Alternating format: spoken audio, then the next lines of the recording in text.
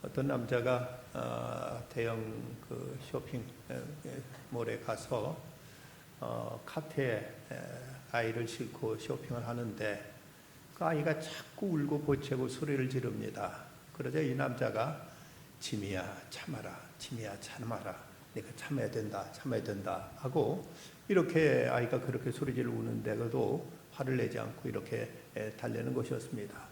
이 모습을 옆에서 보던 한 아주머니가 참 아이를 잘 보시네요. 어린 지미를 향해서 화도 내지 않고 잘 달래시는 거 보니까 참 대단하시네요 하고 이 사람을 칭찬합니다. 근데 이 사람이 힐끗 쳐다보면서 하는 말이 지미는 바로 내 이름이란 말이요 라고 이렇게 말하더랍니다.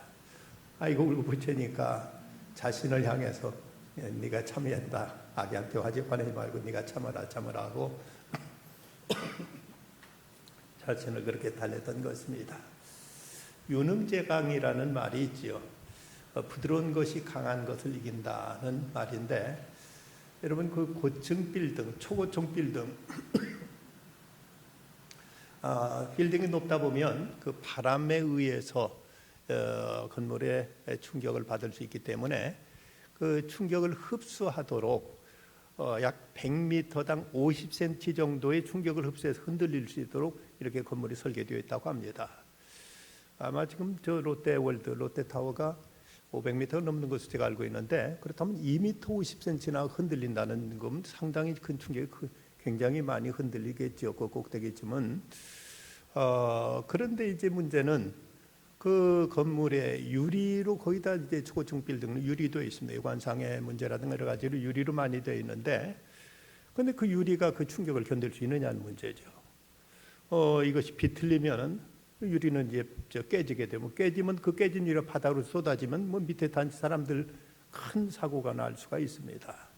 근데 그 문제를 어떻게 해결하는가 하면, 이건 어떤 볼트라든지 다른 것으로 이제 유리를 고정하는 것이 아니라 이때는 반드시 실리콘을 쓴다고 합니다. 그래서 이 실리콘을 통해서 그 자체가 어느 정도의 그 비틀림을 흡수할 수 있고, 이것을 이제 충격을 이걸 수용해 가지고 이 건물의 균열이라든지 유리창의 파괴를 방지할 수 있다는 것이죠. 나무도 강한 나무는 태풍에 부러지는데 오히려 갈 때는 부러지지 않고 바람에 흔들려도 그것이 꼿꼿이 서 있는 모습을 우리가 볼 수 있습니다. 교육학에서는 아할로우 실험이라는 것이 그런 이론이 있습니다. 심리학자인 아할로우라는 그 교수가 두 개의 그 원숭이 모양을 한 인형을 만들어 놓고, 하나는 철사로 인형을 만들어 놓고 거기다가 이제 우유병을 가슴께다가 이제 끼워놓고, 그리고 또 다른 인형은 부드러운 천으로 원숭이 인형을 만든 다음에 거기다 이제 또 그 우유병을 갖다 이제 달아 놓았습니다. 그리고 새끼 원숭이로 하여금 그 젖을 빨도록 했더니, 처음에는 이제 철사로 만든 그 인형에도 가서 젖을 빨고, 그리고 이제 부드러운 천으로 만든 인형에도 그 젖을 빠는데, 다음부터는 그 철사로 된 인형은 다가가지도 않고 부드러운 천으로 만든 인형에만 가서 그 젖을 빠는 모습을 보이더랍니다. 이걸 보고 짐승도 역시 부드러운 것을 좋아하는구나 하는 것을 이제 깨달았습니다. 여러분 지금까지 살아오시면서 많은 사람을 겪고 오셨을 것입니다. 근데 어떤 사람이 여러분 호감이 가고 어떤 사람이 여러분 친히 가까이 하고 싶은 생각이 드셨습니까? 어른들 얘기들 들어보면 그 결혼 그 대상 배우자도 돈 많은 사람도 좋고 뭐 권력 있는 사람도 좋고 이것저것 잘생긴 사람도 좋은데, 살아보면 역시 마음이 제일 중요하더라. 그 사람의 사람 마음가짐이 제일 중요하더라. 마음씨 좋은 사람하고를 고르는 것이, 이런 사는 것이 사람을 제일 행복하게 하더라는 이런 얘기를 우리가 이제 들을 수가 있습니다. 오늘 말씀에 보면 마음이 온유한 자는 복이 있다. 제가 땅을 기업으로 찾을 것이라고 세 번째 팔복 가운데 세 번째 복을 말씀하고 있습니다. 이 말씀은 시편 37편 11절에 있는 말씀, 그러나 온유한 자들은 땅을 차지하며 풍성한 화평으로 즐거워하리로다라는 이 말씀을 수정해서 인용한 것으로 이렇게 알려져 있습니다. 일반적으로 우리는 뭐든지 강한 자가 세상에 승리하게 되고 강한 자가 모든 걸 차지한다고 이렇게 생각들 많이 합니다. 어쨌든 이제 뭔가 힘을 가지고 다른 사람 걸 뺏어서라도 이제 그 자기 무력을 가지고 행사하는 사람, 이런 세상에는 끝내 승리하고 이런 사람이 살아남지 않느냐고 이렇게 얘기하죠. 그런데 여러분, 가장 사나운 맹수라고 하는 사자라든지 호랑이 같은 짐승은 점점 멸종 단계에 있습니다. 그리고 가장 약한 동물이라고 할 수 있는 양이라든지 토끼 같은 것은 지금 세상에 자꾸 번성해 나가고 있는 걸 보면, 강한 자가 살아남는다, 강한 자가 승리한다는 말은 이건 어떤 자연 현상을 통해서도 이것이 사실이 아니라는 것을 우리는 깨닫게 됩니다.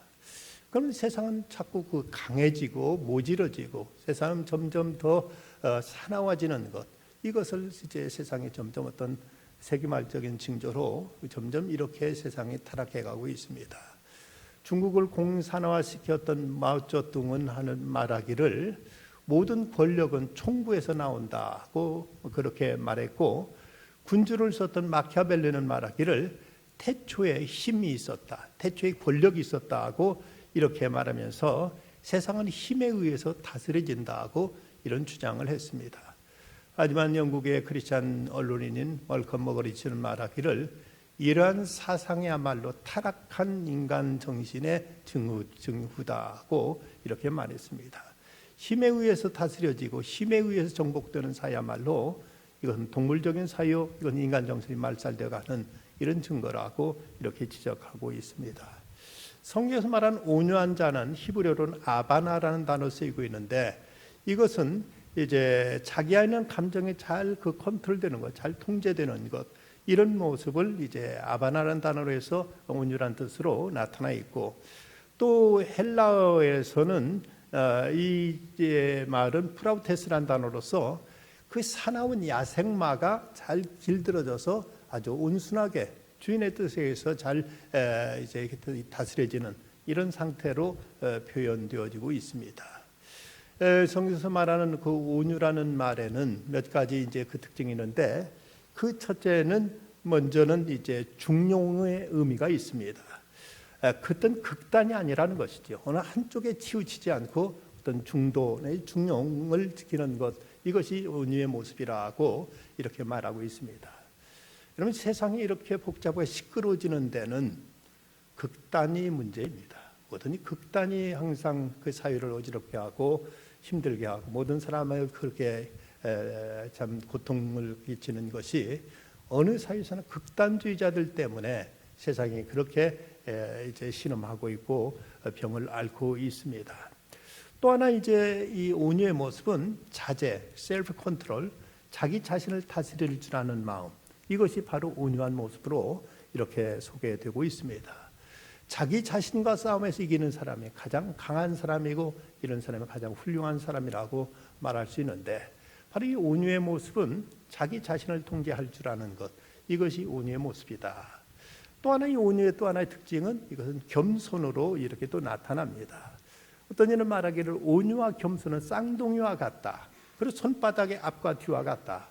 이 겸손은 좀 소극적인 면이 있지만 온유는 보다 적극적인 것으로서 이 겸손은 스스로 낮추는 마음이라면, 온유는 스스로 높이지 않는 것, 얼마든지 높일 수 있고 얼마든지 이제 클 수 있지만 그것을 드러내지 않고 이것을 과시하지 않고 이것을 이제 행사하지 않는 이런 모습이 바로 온유라고 말하고, 겸손이 소극적인 온유는 보다 적극적인 것으로서 억울하게 욕을 먹을 때 잘 참고 견디면 이건 겸손이요, 자기 페이스를 잃지 않고 슬퍼하지 도리어 웃을 수 있으면 이건 온유라고 말할 수 있습니다.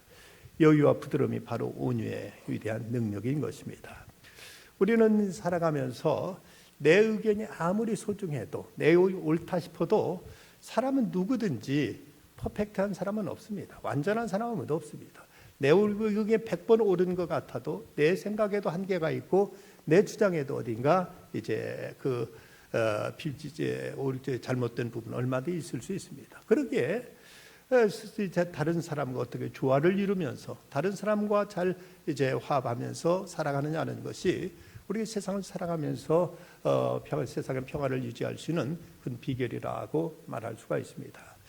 이번 여름 동문지에 제가 쓴 칼럼 가운데 그 사람들이 그 잘못 혼용하고 있는 가운데 틀렸다는 말과 다르다는 말을 잘못 혼용해 쓰고 있는데 대개 다른 어떤 말이 다른 사람들의 말을 쉽게 우리는 그 틀렸다고 하지만 틀린 말이 아니라 대개는 다른 말입니다. 나와 입장이 다르고 생각이 다르고 관점이 달라졌기 때문에 그 사람은 그렇게 말할 수 있는 것인데 오직 자기 자신이 기준이 돼서 내 생각과 다르면 다 틀렸다고 이렇게 단정해 버리는 것이 이것이 이제 화합을 깨는 이 시대의 독선적인 사람들의 그 성향에 의해서 나타나는 사이의 그 하나의 병폐 하나가 아닌가 하는 생각을 갖게 됩니다.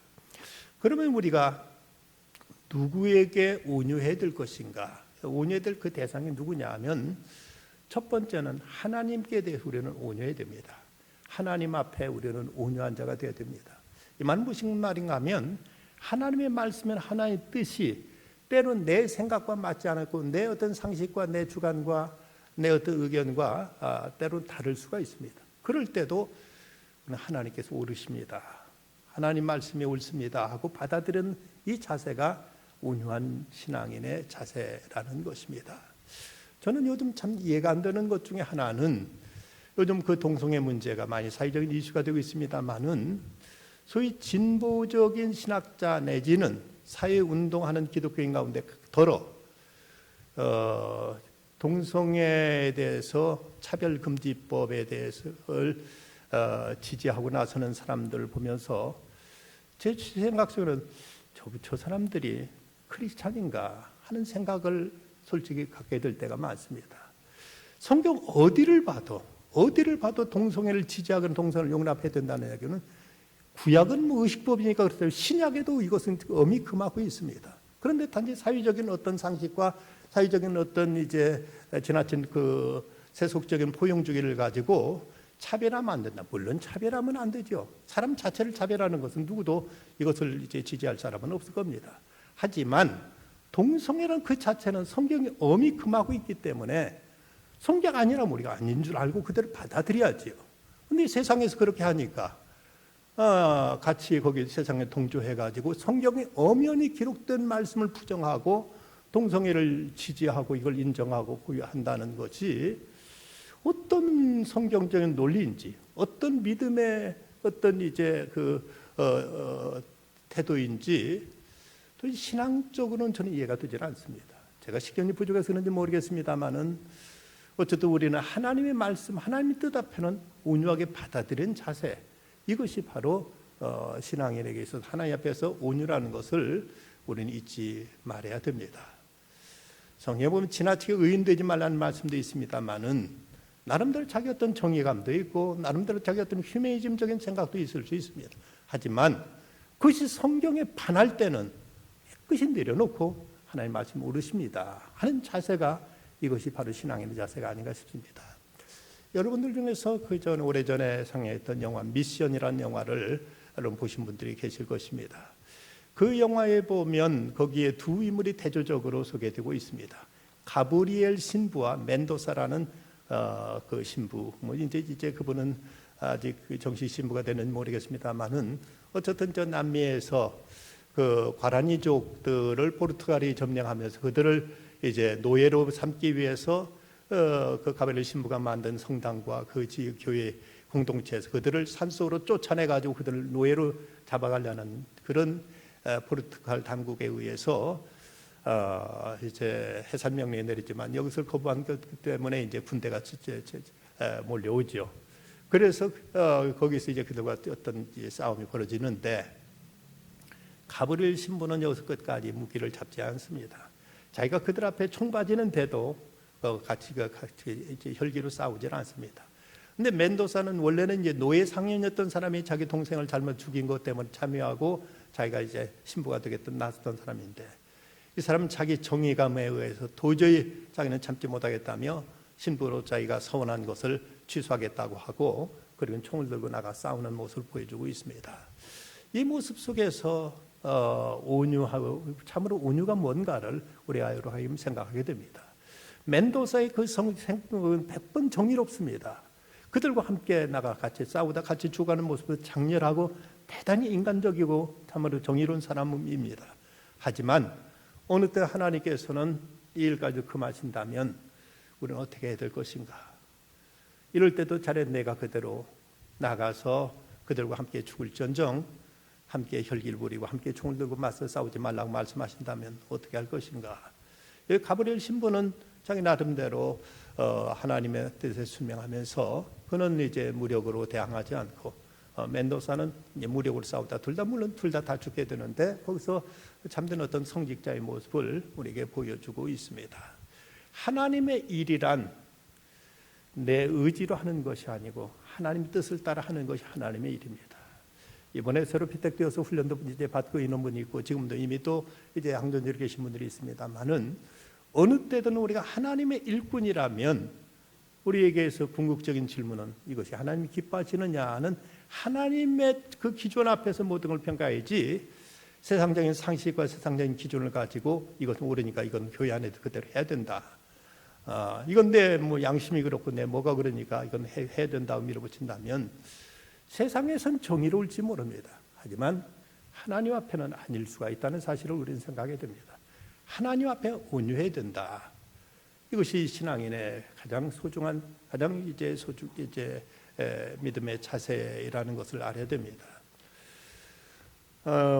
우리 교회에서 처음으로 관리 집사님으로서 일했던 분이 참 그분은 헌신적이었고 참 또 재주도 많았고 참 좋은 분이었습니다.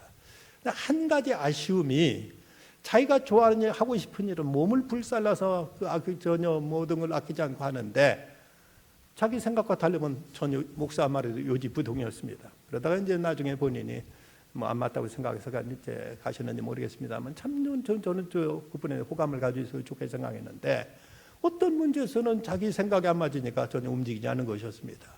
이걸 보고 교회 직원의 태도는 아니다 하는 그런 생각을 갖게 됐는데 어쨌든 우리는 하나님의 뜻 앞에는 어느 때든지 내 생각과 다를지라도 그리고 세상 통념과 다를지라도 하나님 앞에서는 우리가 아멘 하고 순종하는 자세, 이것이 온유한 태도이지 일반적인 어떤 정의, 일반적인 어떤 이제 진리 이걸 내세워 가지고 하나님 말씀을 판단한다면 이건 신앙인은 아닙니다. 이건 온전한 그리스도인이라고 말할 수가 없습니다. 종교개혁자 깔뱅이라면 이분은 종교 개혁을 일으키는 분이 대단히 개성이 강하고 자기 어떤 주장이 에서 후퇴할 줄 모르는 이런 투쟁적인 인물로 생각하기 쉽지만 이분에 대한 제 별명 가운데 온유한 선지자 장깔뱅이라고 이름이 붙여질 만큼 대단히 온유한 분이었습니다. 이분이 프랑스에 있는 스트라스부르크로 공부하러 가다가 제네바에 들렸는데 제네바에 그 이제 파렐이라는 계획자가 있었고 거기 제네바 시민들이 그를 붙잡아서 지금 제네바시 지도자가 없으니까 여기서 좀 이 제네바시를 다스리면 여기서 일해달라고 이제 사정을 해서 이것도 하나님 뜻인가 보다 하고 거기 눌러서 이제 그 제네바시를 위해서 시장으로 일을 했습니다. 얼마나 열심히 일했는지 그는 뭐 하루에도 설교를 3번씩 하고 그는 좀 성직자로서 시장으로서 여러 가지 이제 그 시를 위해 선전을 했는데 일을 너무 열심히 하다 보니까 또 부작용이 생겨서 그 시의회에서 이 사람 당신 더 이상 우리 저기로 받아들이지 않겠다 떠나라고 해서 그를 추방하는 바람에 그냥 아무 미련 없이 떠났습니다. 그래서 스트라스부르크에 가서 열심히 공부하는데 이제 깔뱅이 떠나고 나니까 시가 엉망이 돼버렸습니다. 모든 질서를 잃어버리고 혼란에 빠지게 되니까 그래도 구간이 났다. 그분 다시 모셔야 되겠다 해서 깔뱅을 다시 초청합니다.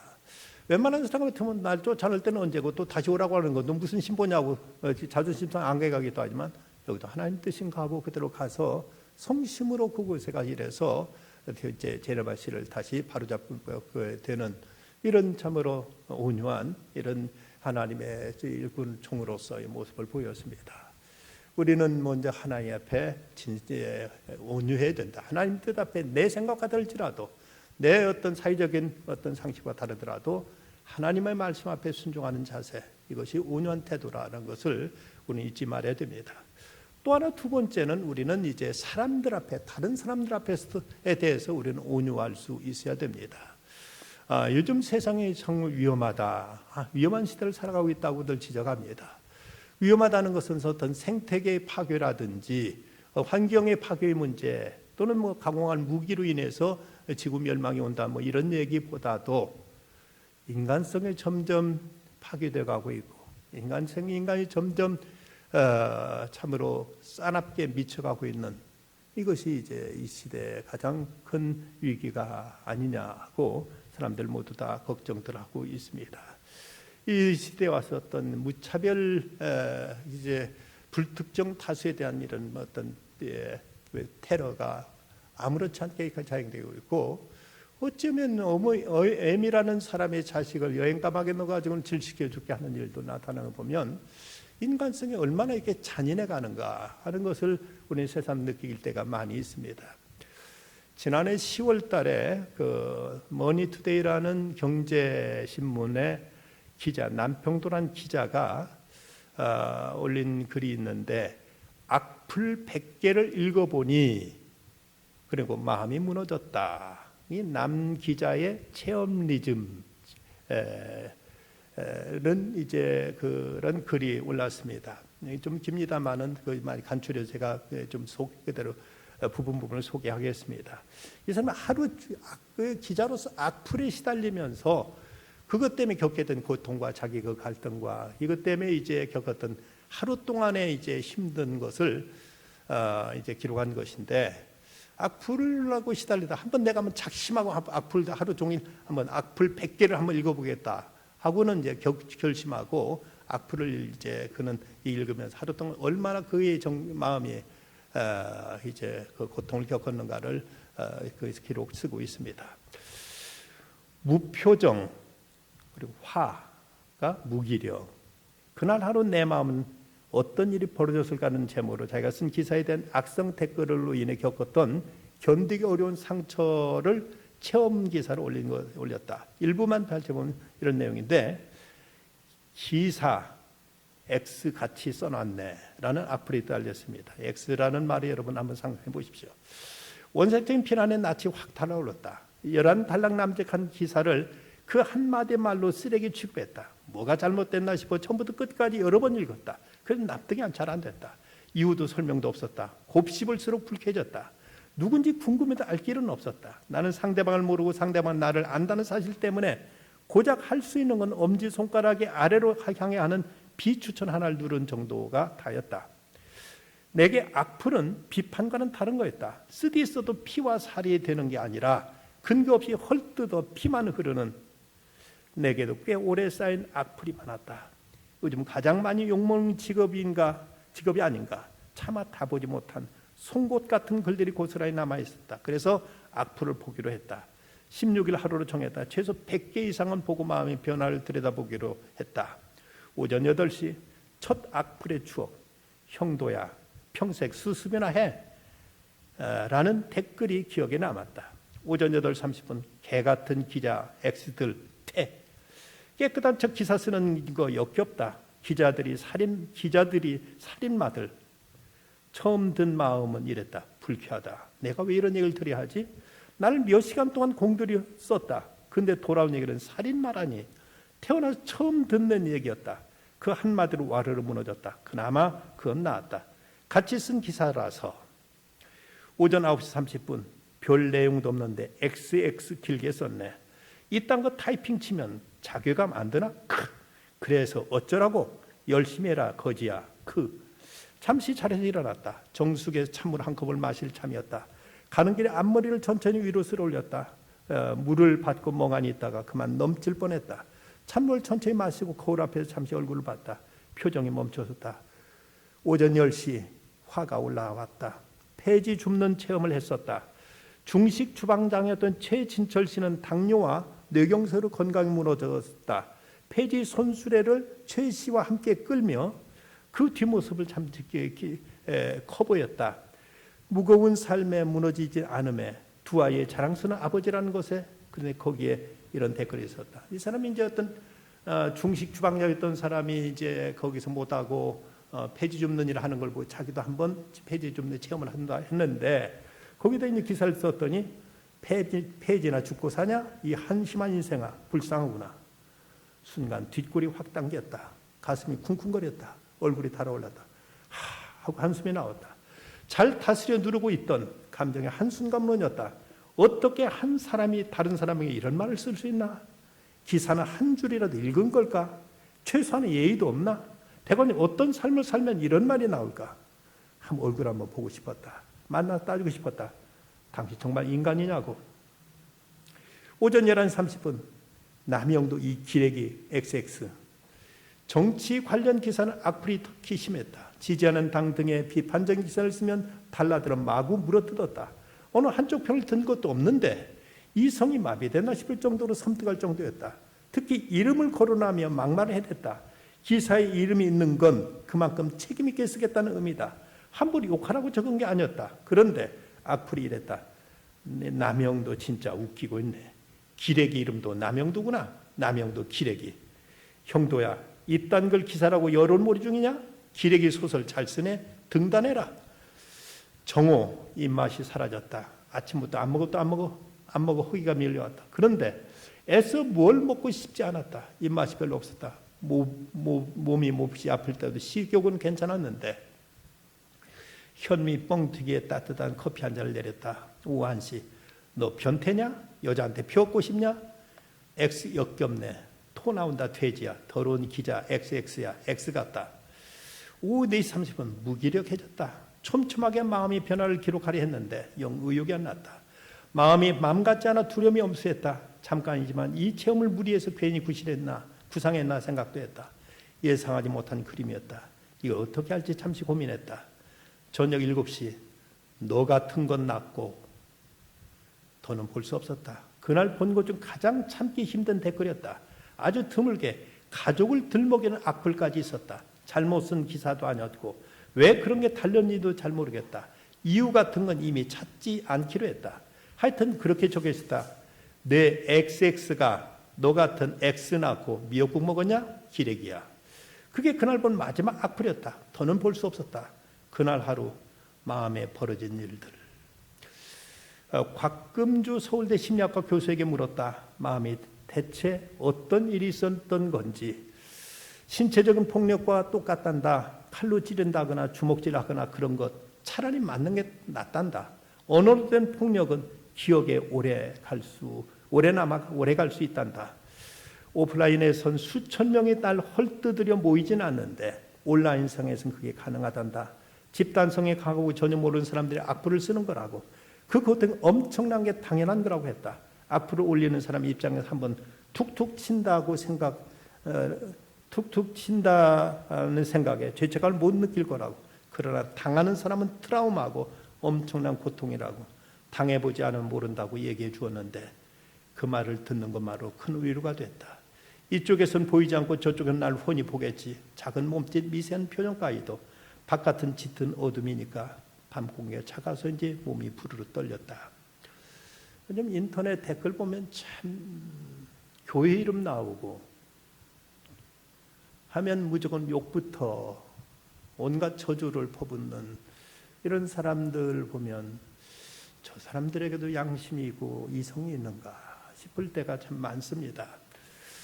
이런 악플 때문에 그 최진실 씨가 자살했고 수많은 연예인들이 자살했죠.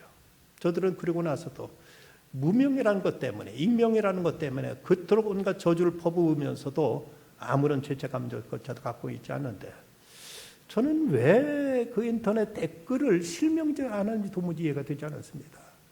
자기가 자기 주장하려면 자기 이름 내걸고 이것을 쓰도록 해야 되는데 이름을 거기는 다 익명 내지 별명이든 다 가리고 나서 온갖 저주와 욕설을 퍼붓도록 하는 그 정책이 왜인지 도무지 제 상식으로는 잘 이해가 안 되는데 이렇게 다른 사람에 대한 이런 그 무례함과 폭력적인 것 이것이 얼마나 사람을 인격적으로 죽이고 있는데 우리는 온유해야 되죠. 어쨌든 결코 다른 사람이 나로 인해서 고통당하지 않도록, 나로 인해서 사람들은 피눈물 흘리지 않도록 이런 일을 100번 삼가야 될 것입니다. 다음 세 번째는 자기 자신에 대해서도 온유해야 됩니다. 자신에 대해 때로는 끌어오르는 분노도 있고, 또 때로는 자신에 대한 실망도 있고, 자신에 대한 어떤 실수에 대한 상처도 있습니다. 하지만 우리는 스스로 내 자신에 대한 한없이 실망스러울 때도 한 가지 잊지 말아야 될 것은, 하나님은 나를 사랑하시고 나를 선택하셨다는 사실입니다. 이렇게 부족하고, 이렇게 허물 많고, 이렇게 약하지만, 그럼에도 하나님은 예수 그리스도를 십자가에 못 박으면서까지 우리를 선택하셨다면, 내가 나를 용납해야 되고, 내가 나를 아껴야 되고, 내가 나를 사랑해야 되죠. 내가 나를 위하지 않는다면 하나님의 사랑에 대한 배신입니다. 하나님은 그토록 비싼 값을 치르고 우리를 선택하시 구원하셨는데, 내가 함부로 나 같은 건 살만한 자격이 없고 나 같은 건 있을 존재가 못 된다고 생각한다면 하나님 얼마나 섭섭해하시고 얼마나 속상해 하시겠습니까? 하나님의 얼마나 많은 비싼 값을 주시고 우리를 구원하셨고 우리를 당신의 자녀 삼으셨는데, 그 하나님의 사랑 안에서 우리는 내 자신을 받아들이고 내 자신에 대해서도 우리는 온유해야 됩니다. 그래서 시편 37편 21절, 그러나 온유한 자들은 땅을 차지하며 풍성한 화평으로 즐거워하리로다.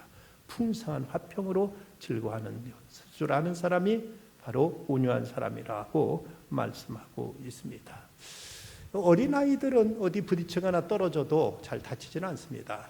그것은 몸이 부드럽기 때문에 그렇습니다. 그런데 어른들은 몸이 이제 굳어졌기 때문에 조금만 충격 가도 쉽게 멍이 들고 어디가 부러지고 쉽게 큰 충격을 입는 것이 점점 몸이 굳어져서 그런 것이죠.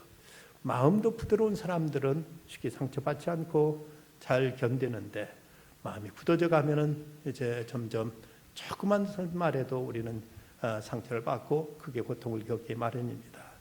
예수님은 난 마음이여 온유하고 겸손하니 나의 멍에를 메고 내게 배우라고 말씀하셨습니다. 그럼 이 온유한 자가 받는 복이 뭔가? 오늘 말씀 보면 온유한 자는 복이 있나니 그들이 땅을 기업으로 받을 것이라고 말씀했는데, 성경서 땅은 몇 가지 비유로 보면 하나는 사람의 마음입니다.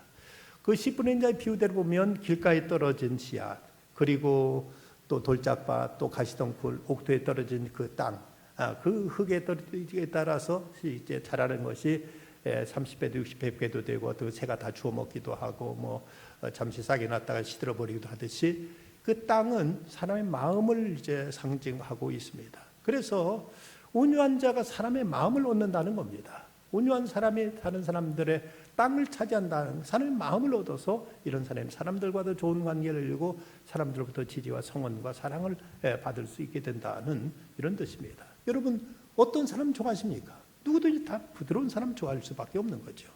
바로 이 내가 온유해야만 사람들도 나를 좋아한다. 어떤 사람도 마음 모진 사람 좋아할 사람은 없습니다. 사람들이 나를 멀리하고 나를 자꾸 기피한다면 혹시 내가 사람들에게 너무 지나치게 내가 냉정에 대한 것은 없는가? 내가 진정 온유함이 내게 있는가를 스스로 우리는 돌아볼 수 있어야 될 것입니다. 또 하나, 땅이란 하나님 나라를 뜻하기도 합니다. 하나님께서 아브라함에게 추차 말씀하신 내가 이 땅을 내게 주리라, 땅을 주리라 말씀하셨는데, 그때 그 땅은 물론 가나안 땅이죠. 하지만 성경의 가나안 땅은 궁극적으로는 천국을 의미합니다.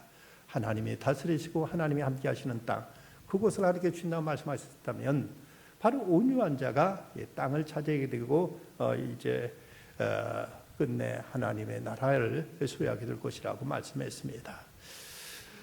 온유는 신의 성품에 해당하는 것으로 영적으로 가장 훌륭한 품성 중에 하나가 아닐까. 여러분,